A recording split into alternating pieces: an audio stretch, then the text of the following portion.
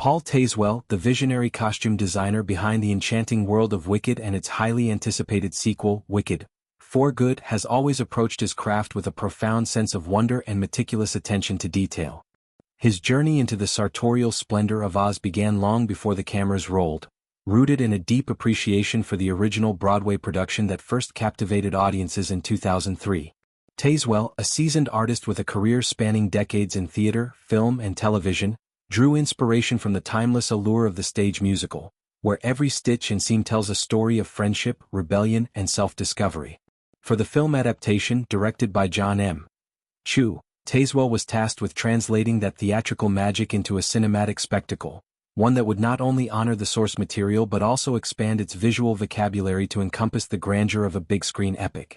At the heart of Tazewell's designs are the iconic characters of Elphaba and Glinda, brought to life by the extraordinary talents of Cynthia Erivo and Ariana Grande, respectively. Working closely with these two leading ladies was, in Tazewell's words, an experience that felt like dancing through life. He describes Erivo and Grande not just as performers but as true muses, individuals whose inner and outer beauty informed every creative decision. Erivo's portrayal of Elphaba, the misunderstood green-skinned witch destined for greatness, required costumes that evolved alongside her character's arc. From the awkward, bookish student at Shiz University to the fierce revolutionary leader known as the Wicked Witch of the West. Tazewell crafted Elphaba's wardrobe with layers of texture and symbolism, incorporating rich, earthy tones like deep emeralds and charcoals that contrasted sharply with her verdant skin.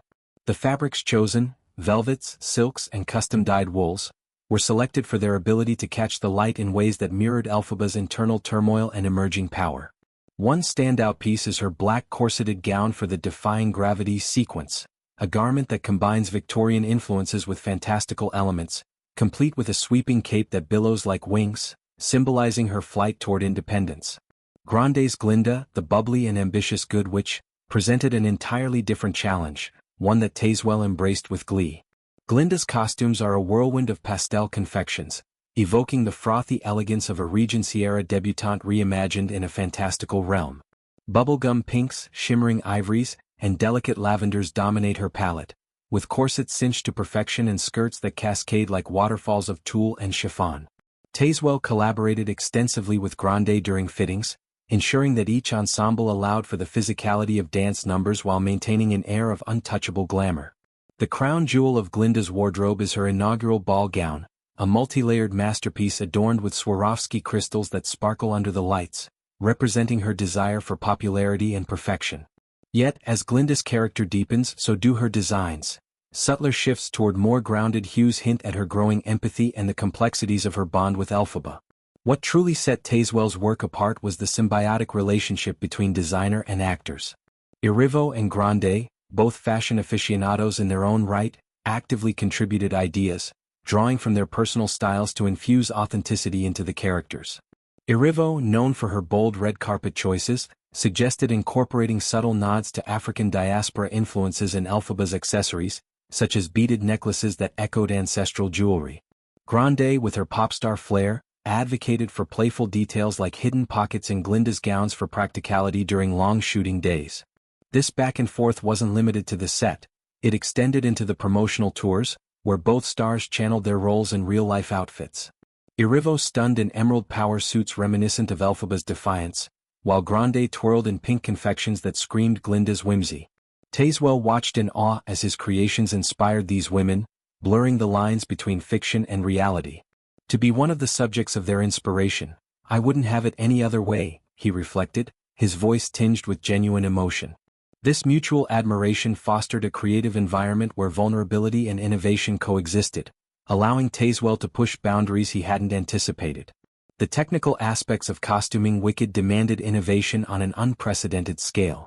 With over 200 principal costumes and thousands for the ensemble, Tazewell's team, comprising skilled artisans from around the globe, faced logistical hurdles that tested their ingenuity. Filming in England, they sourced sustainable materials to align with the production's eco-conscious ethos, opting for organic cottons dyed with natural pigments and recycled metallics for the Emerald City's opulent backdrop. The Emerald City itself became a character in its own right, with inhabitants clad in Art Deco-inspired suits and flapper-esque dresses in iridescent greens that shifted hues under different lighting conditions. Tazewell experimented with LED-embedded fabrics for subtle glow effects during night scenes, a nod to the magical undercurrents of Oz. For the flying sequences, harness-compatible designs were essential. Corsets were reinforced with hidden steel boning, and skirts featured magnetic closures for quick adjustments mid-air. These practical considerations never overshadowed the artistic vision. Every element was imbued with narrative weight, from the frayed hems on Elphaba's early outfits symbolizing her outsider status to the pristine, unyielding lines of Glinda's attire reflecting her initial superficiality. Tazewell's personal evolution through this project cannot be overstated. At 61, with accolades including an Oscar for Best Costume Design for this very film, he views Wicked as a pinnacle that reframed his life's work. His theatrical roots, honed on productions like The Color Purple and Memphis, informed the exaggerated silhouettes and emotional resonance of the designs. Yet, the transition to film introduced new dimensions. The intimacy of close-ups required finer embroidery details, and the scope of visual effects meant costumes had to interact seamlessly with CGI elements, like the swirling tornado that whisks Dorothy to Oz. Tazewell spent countless nights sketching iterations, consulting historical texts on 19th-century witchcraft attire and folklore from L. Frank Baum's original novels. He delved into color theory, ensuring that Elphaba's greens evoked envy and growth, while Glinda's pastels suggested fragility masking strength. Collaborations with Chu were pivotal. The director's emphasis on inclusivity led to diverse body representations in the ensemble, with sizes ranging from petite to plus, all styled to empower.